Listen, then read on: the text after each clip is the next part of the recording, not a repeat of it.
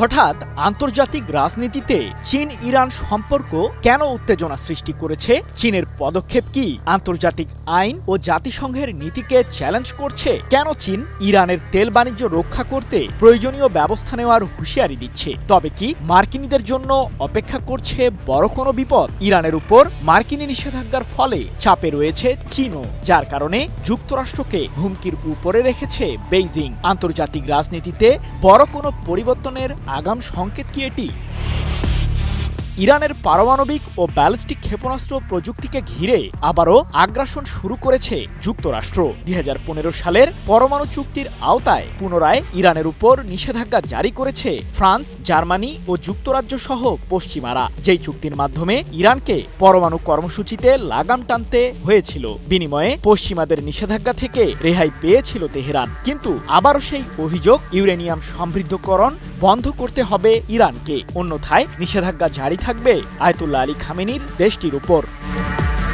৯ October মার্কিন treasury দপ্তর ইরানের জ্বালানি তেল বাণিজ্যকে কেন্দ্র করে নতুন নিষেধাজ্ঞা আরোপ করেছে, যাতে ১০০ ব্যক্তি, প্রতিষ্ঠান ও তেলবাহী জাহাজগুলো রয়েছে। এই তালিকায় চীনের বেশ কয়েকটি তেল শোধনাগার ও টার্মিনালও রয়েছে বলে জানা গেছে। এমন পরিস্থিতিতে প্রতিক্রিয়া জানালো বেইজিং।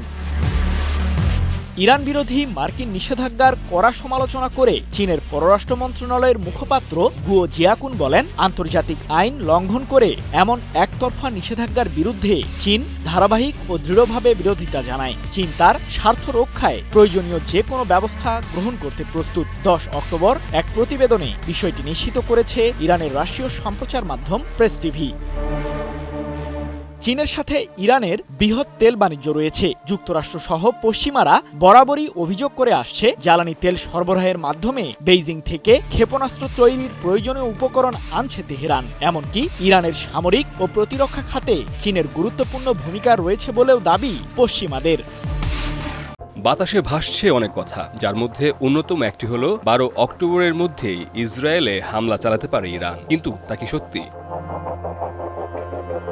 ইরান কি এবার ইসরায়েলে আক্রমণ চালিয়ে বিশ্বকে চমকে দেবে? কারণ ইসরায়েলের সাবেক প্রতিরক্ষামন্ত্রী আভিগডর লিবারম্যান জানিয়েছেন, যে কোনো সময় ইসরায়েলে আকস্মিক হামলা চালাতে পারে ইরান। কিন্তু কিভাবে? এবারের যুদ্ধে কোন অস্ত্র ব্যবহার করবে ইরান? যদিও ইরানের সামরিক সক্ষমতা নিয়ে প্রশ্নের সুযোগ কম, তবুও ইরানি হামলা প্রসঙ্গে কিছুটা অবজ্ঞায় রয়েছে ইসরায়েলের প্রতিরক্ষা বাহিনী IDF এর মাঝে। এই সুযোগকে কি কাজে লাগাতে পারবে তেহরান? যদিও ইরানের সামরিক সক্ষমতার বিষয়টি সাম্প্রতিক ১২ দিনের যুদ্ধেই খানিকটা আঁচ করতে পেরেছিল দেশটি, তাই শেষ পর্যন্ত তাদের সহায়তা নিতে হয় মার্কিন প্রেসিডেন্ট ডোনাল্ড ট্রাম্পের কাছ থেকে। পরে যুক্তরাষ্ট্রের ঘোষণায় শেষ হয় সে যুদ্ধ। তবে যুদ্ধের অবসান হলেও ইরানের বিরুদ্ধে ষড়যন্ত্র থামেনি পশ্চিমাদের। ইসরায়েলের বেইতুন দলের প্রধান এবং দেশটির সাবেক প্রতিরক্ষামন্ত্রী লিবারম্যান IDF-কে সতর্ক করে বলেন, ইরানিরা কঠোর পরিশ্রম করছে। প্রতিদিন তারা প্রতিরক্ষা ও সামরিক দক্ষতা বাড়িয়ে চলেছে। তারা পারমাণবিক স্থাপনায় আবারও কাজে ফিরেছে। লিবারম্যান স্পষ্ট জানিয়েছেন, যদি কেউ মনে করে যে ইরানের সাথে আমাদের সংঘাত শেষ হয়েছে, তবে তারা বোকার রাজ্যে বাস করছে। তারা বিভ্রান্তিতে রয়েছে। মনে হচ্ছে ইরানিরা এবার আমাদের অবাক করে দেবে। সম্প্রতি এক প্রতিবেদনে বিষয়টি নিশ্চিত করেছে ইসরায়েলের সংবাদ মাধ্যম টাইমস অফ ইসরায়েল।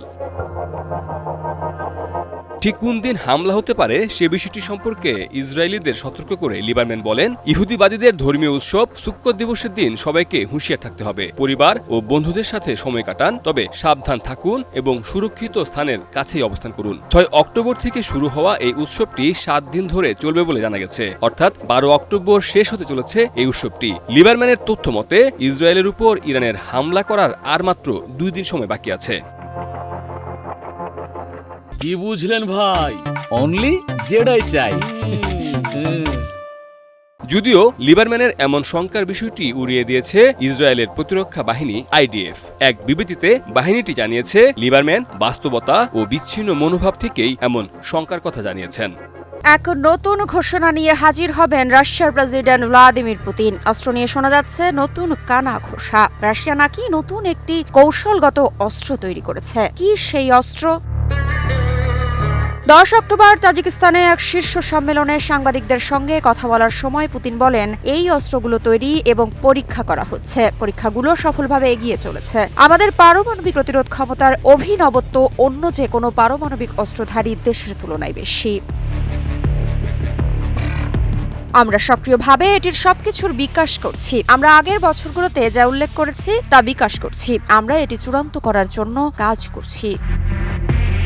2011 সালের ফেব্রুয়ারিতে যুক্তরাষ্ট্র ও রাশিয়ার মধ্যে কার্যকর হওয়া নিউ স্টার্ট চুক্তিটি ছিল মস্কো এবং ওয়াশিংটনের মধ্যে সবশেষ বড় অস্ত্র নিয়ন্ত্রণ চুক্তি। চুক্তিটি 2010 সালে সই হয়েছিল, যার মাধ্যমে দুই দেশ কৌশলগত পারমাণবিক ওয়ারহেড মোতায়েনের সংখ্যা সীমিত করে। আগামী বছরের ফেব্রুয়ারিতে চুক্তির মেয়াদ শেষ হওয়ার কথা রয়েছে। রাশিয়া এটি এগিয়ে নিতে চাইলেও ওয়াশিংটন এখনও আনুষ্ঠানিকভাবে প্রস্তাবে সম্মত হয়নি। বিশ্ব মহাশক্তিগুলোর পারমাণবিক প্রতিযোগিতা এখন নতুন মাত্রায় পৌঁছে গেছে। রাশিয়ার নতুন কৌশলগত অস্ত্র কি সত্যি যুক্তরাষ্ট্রের সমান বা তার চেয়ে এগিয়ে, নাকি কৌশলগত চাপ বাড়ানোর একটি কূটনৈতিক রণতরী? এছাড়া নিউ স্টার্ট চুক্তি শেষ হলে পারমাণবিক স্থিতিশীলতার ওপর এর প্রভাব কতটা মারাত্মক হতে পারে তা নিয়ে চিন্তায় আছেন আন্তর্জাতিক কূটনীতিকরা। এদিকে বিশেষজ্ঞরা মনে করছেন এই নতুন অস্ত্রের পরীক্ষার খবর শুধু রাজনৈতিক বার্তা নয়, এটি বিশ্বের নজর রাশিয়ার দিকে আরও ঘুরিয়ে দিচ্ছে। সাম্প্রতিক বছরগুলোতে রাশিয়া একের পর এক নতুন অস্ত্র প্রদর্শন করেছে, যা আন্তর্জাতিক নিরাপত্তার ভারসাম্যে চ্যালেঞ্জ তৈরি করছে। রাশিয়ার নতুন অস্ত্র কি কেবল আন্তর্জাতিক কূটনীতির অংশ, নাকি এটি সত্যি পারমাণবিক প্রতিদ্বন্দ্বিতার নতুন অধ্যায়ের সূচনা? যুক্তরাষ্ট্র কি তা মোকাবিলা করতে পারবে? যুক্তরাষ্ট্রের জন্য আরও দুশ্চিন্তা বাড়ালো উত্তর কোরিয়া। কিম জং উনের দেশ উন্মোচন করেছে পরমাণু অস্ত্র বহনে সক্ষম ক্ষেপণাস্ত্র। পিয়ংইয়ংয়ে ক্ষমতাসীন ওয়ার্কার্স পার্টির ৮০তম প্রতিষ্ঠাবার্ষিকী উপলক্ষে আয়োজিত সামরিক কুচকাওয়াজে দেশটির সর্বোচ্চ নেতা কিম জং উনের উপস্থিতিতে এই ক্ষেপণাস্ত্র উন্মোচন করা হয়। কতটা শক্তিশালী পরমাণু অস্ত্র বহনে সক্ষম এই ক্ষেপণাস্ত্র? সর্বাধুনিক ও সবচেয়ে শক্তিশালী আন্তঃমহাদেশীয় ব্যালিস্টিক ক্ষেপণাস্ত্র ICBM Hwasong-20 উন্মোচন করেছে উত্তর কোরিয়া। দেশটির রাষ্ট্রীয় সংবাদ সংস্থা KCN এর বরাতে এ তথ্য জানিয়েছে আল জাজিরা। 10 অক্টোবর প্যারেডে উত্তর কোরিয়ার দীর্ঘ পাল্লার কৌশলগত ক্রুজ ক্ষেপণাস্ত্র, ড্রোন লঞ্চযান সহ বেশ কিছু অত্যাধুনিক অস্ত্র প্রদর্শন করা হলেও সবচেয়ে বেশি গুরুত্ব পায় Hwasong-20 ICBM। KCN এর দাবি, এটি দেশটির সেনাবাহিনীর সবচেয়ে শক্তিশালী পারমাণবিক কৌশলগত অস্ত্র ব্যবস্থা।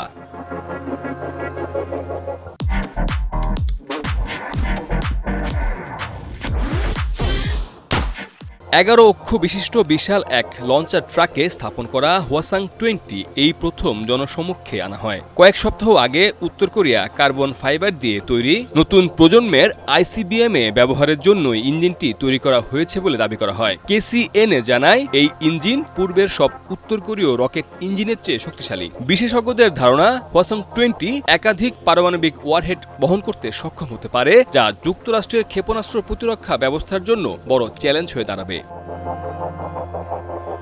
প্যারেড শেষে দেওয়া ভাষণে কিম জং উন বলেন, আজ আমরা বিশ্ববাসীর সামনে অদম্য শক্তির অধিকারী এক জাতি হিসেবে দাঁড়িয়ে আছি। এমন কোনো বাধা নেই যা আমরা অতিক্রম করতে পারি না। তিনি উত্তর কোরিয়াকে পশ্চিমাদের আধিপত্যবাদের বিরুদ্ধে স্বাধীনতার দুর্গ বলে উল্লেখ করেন। এবার শুরু হতে যাচ্ছে চীন বনাম যুক্তরাষ্ট্রের নতুন যুদ্ধ। এর মাঝেই প্রস্তুতি সেরে ফেলেছে দুই দেশ। সব হিসাব নিকাশ চূড়ান্ত, প্রস্তুত দুই পরাশক্তি। তবে এবার যে যুদ্ধ শুরু হতে যাচ্ছে সেটা মিসাইল কিংবা বন্দুকের নয়, এটা অর্থের যুদ্ধ, প্রভাবের যুদ্ধ, আধিপত্যের যুদ্ধ। এক পাশে চীন বিশ্বের শিল্প শক্তি, খনিজ সম্পদের রাজা, অন্য পাশে যুক্তরাষ্ট্র নিজেকে এখনো বিশ্বের অর্থনৈতিক দণ্ডমুণ্ডের কর্তা ভাবতে চায়।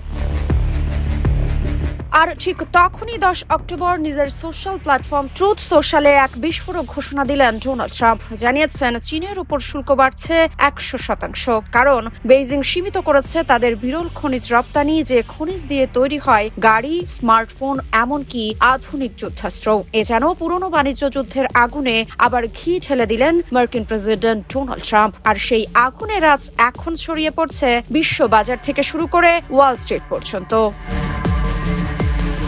মার্কিন প্রেসিডেন্ট ডোনাল্ড ট্রাম্প জানান, চীন থেকে যুক্তরাষ্ট্রগামী রপ্তানির ওপর 100% অতিরিক্ত শুল্ক আরোপ করা হবে এবং 1 নভেম্বরের মধ্যে সব ধরনের গুরুত্বপূর্ণ সফটওয়্যার এর ওপর নতুন রপ্তানি নিয়ন্ত্রণ জারি করা হবে, যা বর্তমান শুল্ক ছাড়ের মেয়াদ শেষ হওয়ার 9 দিন আগে কার্যকর হবে। এছাড়া চীনা প্রেসিডেন্ট শি জিনপিং এর সঙ্গে বৈঠক বাতিলেরও হুমকিও দেন তিনি।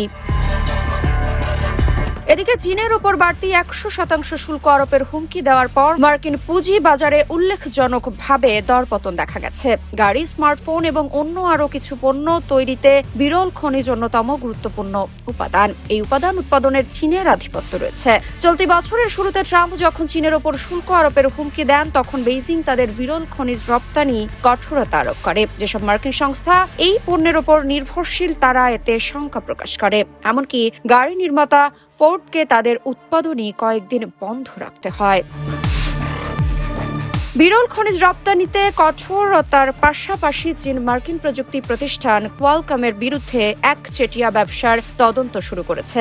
এতে করে আরেকটি চিপ তৈরিকারী প্রতিষ্ঠান কেনার যে প্রক্রিয়া কোয়ালকম চালাচ্ছিল সেটি থমকে যেতে পারে। যদিও কোয়ালকম যুক্তরাষ্ট্র ভিত্তিক প্রতিষ্ঠান, তবে তাদের ব্যবসার বড় অংশ রয়েছে চীনে।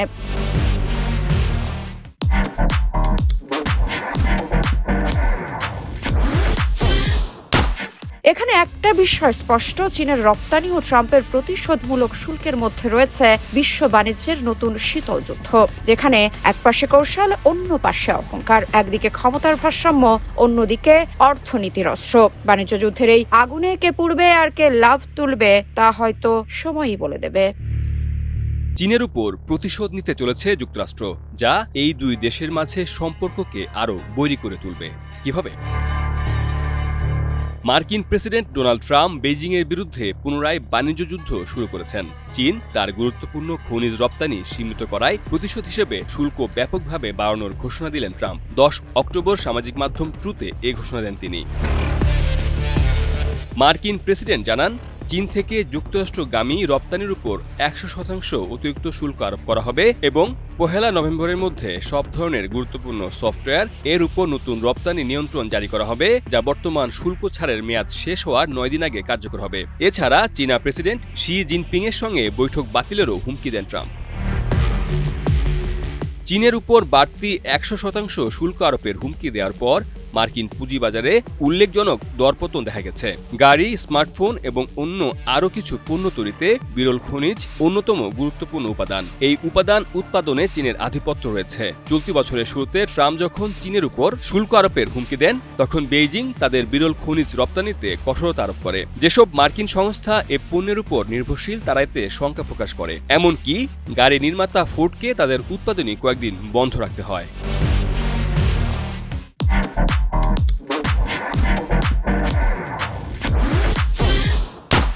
বিরল খনিজ রপ্তানিতে কঠোরতার পাশাপাশি চীন মার্কিন প্রযুক্তি প্রতিষ্ঠান কোয়ালকমের বিরুদ্ধে একচেটিয়া ব্যবসার তদন্ত শুরু করেছে। এতে করে আরেকটি চিপ তৈরিকারী প্রতিষ্ঠান কেনার যে প্রক্রিয়া কোয়ালকম চালাচ্ছিল সেটি থমকে যেতে পারে। যদিও কোয়ালকম যুক্তরাষ্ট্র ভিত্তিক প্রতিষ্ঠান, কিন্তু তাদের ব্যবসার বড় একটি অংশ চীনে রয়েছে। দিন দিন যেন আরও বেড়ে চলেছে রাশিয়া ইউক্রেনের মাঝে চলমান যুদ্ধ। সর্বশেষ তথ্য অনুযায়ী ইউক্রেনে রাতভর আবারও ব্যাপক ড্রোন ও ক্ষেপণাস্ত্র হামলা চালিয়েছে রাশিয়া। এতে কিয়েভের বড় অংশ বিদ্যুৎ বিচ্ছিন্ন অবস্থায় রয়েছে।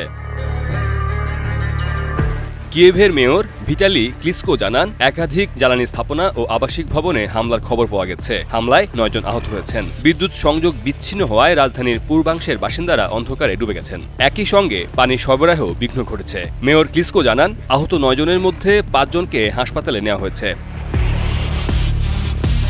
সাম্প্রতিক সপ্তাহগুলোতে ইউক্রেনের জ্বালানি স্থাপনার উপর হামলা জোরদার করেছে রাশিয়া। ইউক্রেনের প্রেসিডেন্ট ভলোদিমির জেলেনস্কি এই পরিস্থিতিতে মৃত্যুদের প্রতি বাস্তব পদক্ষেপ নেওয়ার আহ্বান জানিয়ে বলেন, এখন আর প্রদর্শনমূলক সমর্থন নয়, বরং যুক্তরাষ্ট্র, ইউরোপ এবং G7 দেশগুলোর সিদ্ধান্তমূলক পদক্ষেপ প্রয়োজন। এজন্য চাই বিমান প্রতিরক্ষা ব্যবস্থা সরবরাহ এবং নিষেধাজ্ঞা কঠোরভাবে বাস্তবায়ন।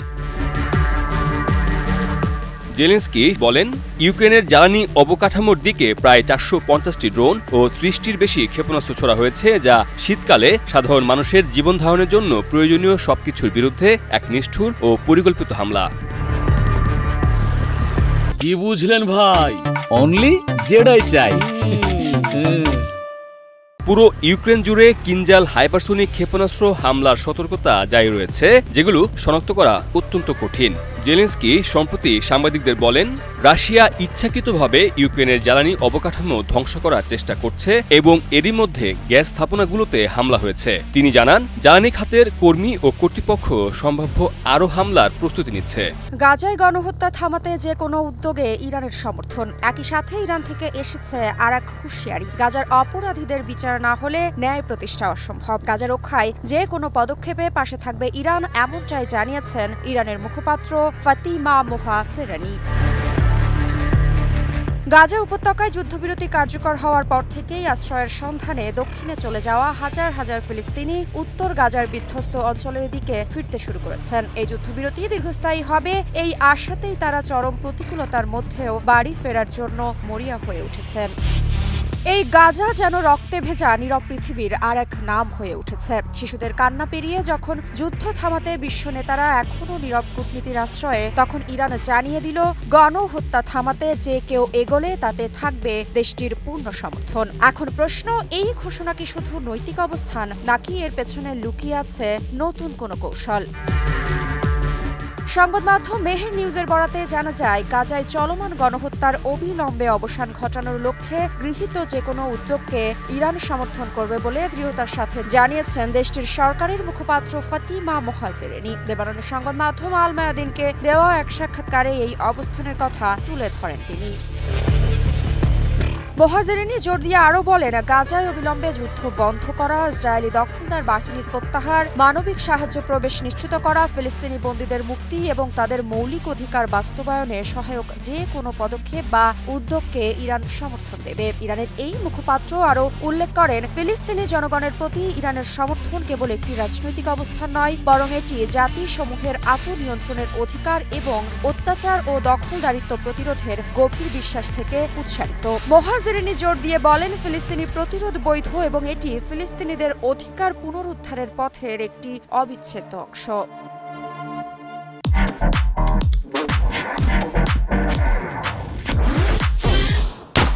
তেহরানের এই বার্তা এসেছে এমন এক সময় যখন হামাস ইসরায়েলের সঙ্গে যুদ্ধবিরতি ও বন্দি বিনিময় চুক্তি কার্যকর করেছে। বিশ্লেষকদের মতে, ইরানের এই অবস্থান মধ্যপ্রাচ্যের শক্তির ভারসাম্যে নতুন মাত্রা যোগ করতে পারে। এখন প্রশ্ন হচ্ছে, এই সমর্থন কি কূটনৈতিক সীমায় থাকবে, নাকি তা ভবিষ্যতের আর এক সামরিক জোটের ইঙ্গিত?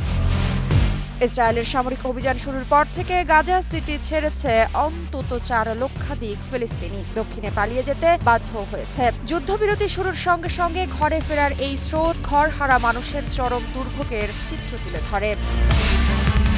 গাজায় রক্তপাত থামাতে বিশ্বের অনেকেই নীরব। কেউ কূটনৈতিক ভাষায় উদ্বেগ জানায়, কেউ আবার দূর থেকে মানবিক সহায়তার কথা বলে। কিন্তু ইরানের এই সরাসরি অবস্থান একদিকে মানবিক আহ্বান, অন্যদিকে কৌশলগত বার্তা। হঠাৎ শান্তির নাটক, নাকি পরবর্তী ধাপের প্রস্তুতি নিচ্ছে ইসরায়েল? যুক্তরাষ্ট্রের চাপেই কি গাজা থেকে সেনা প্রত্যাহার করছে ইসরায়েল? এরই মধ্যে পশ্চিম তীর থেকে গাজা শহরে প্রবেশ করতে শুরু করেছে বাস্তুচ্যুত ফিলিস্তিনিরা। এদিকে হামাসের সাথে ইসরায়েলের যুদ্ধবিরতি কার্যকরের পরপরই ইসরায়েল সফরের ঘোষণা দিয়েছেন মার্কিন প্রেসিডেন্ট ডোনাল্ড ট্রাম্প। নতুন কোনো ষড়যন্ত্র করছেন না তো তিনি? 10 অক্টোবর দুপুর থেকেই ফিলিস্তিনের স্বাধীনতাকামী সংগঠন হামাসের সাথে যুদ্ধবিরতি কার্যকরের ঘোষণা দেয় ইসরায়েলের সরকার। যদিও গাজা উপত্যকার বেশ কিছু জায়গায় এখনো ইসরায়েলি যুদ্ধবিমানের শব্দ শোনা যাচ্ছে বলে অভিযোগ এসেছে। এদিকে জাতিসংঘ সহ আন্তর্জাতিক বিভিন্ন সংস্থার মাধ্যমে গাজা উপত্যকার নিরীহ ফিলিস্তিনিদের জন্য প্রতিদিন 600টি ত্রাণবাহী ট্রাক প্রবেশের অনুমতি দিয়েছেন ইসরায়েলের প্রধানমন্ত্রী বেনিয়ামিন নেতানিয়াহু। এক প্রতিবেদনে বিষয়টি নিশ্চিত করেছে কাতার ভিত্তিক সংবাদ মাধ্যম আল জাজিরা। গাজায় 2 বছর ধরে চলা ইসরায়েলি আগ্রাসনের অবসানে ট্রাম্পের 20 দফা পরিকল্পনা বাস্তবায়নের প্রথম ধাপে 24 ঘন্টার মধ্যে উপত্যকাটি থেকে নেতানিয়াহুর সামরিক বাহিনীকে সরে যেতে হবে। এছাড়াও 72 ঘন্টার মাঝে ইসরায়েলি জিম্মিদের মুক্তি দেবে হামাস। বিনিময়ে ফিলিস্তিনি বন্দীদেরও মুক্তি দেবে ইসরায়েল। এদিকে আগামী 13 অক্টোবর ঝটিকা সফরে ইসরায়েল যাবেন মার্কিন প্রেসিডেন্ট ট্রাম্প। তার এই সফরকে ঘিরে বৃহৎ নিরাপত্তার পরিকল্পনা করেছে নেতানিয়াহুর সামরিক বাহিনী। বিশ্লেষকদের ধারণা, ট্রাম্প তার এই সফরে ফিলিস্তিনি রাষ্ট্র পুনর্গঠনের পরিকল্পনা তুলে ধরবেন। সেই সাথে তার দেওয়া 20 দফা পরিকল্পনা বাস্তবায়নে উল্লেখযোগ্য দিক নির্দেশনাও দেবেন। অন্যদিকে গাজায় যুদ্ধবিরতিকে কেন্দ্র করে নিজ দেশেই দুর্বল অবস্থানে চলে গেছে নেতানিয়াহু ও তার সামরিক বাহিনী। এ প্রসঙ্গে রাজনৈতিক বিশ্লেষক ও প্যালেস্টাইন লিবারেশন অর্গানাইজেশনের সাবেক উপদেষ্টা জাভিয়ের আবু ঈদ বলেন, ইসরায়েলি সরকার এবং তার সেনাবাহিনী গাজা চুক্তিকে তাদের বিজয় হিসেবে চিত্রিত করার চেষ্টা করছে, কারণ তারা ইসরায়েলি জনগণের কঠোর সমালোচনার মুখে রয়েছেন। নেতানিয়াহু সরকার তার নির্দিষ্ট লক্ষ্য অর্জনে ব্যর্থ হয়েছে, আর তার লক্ষ্য ছিল গাজায় জাতিগত নির্মূল।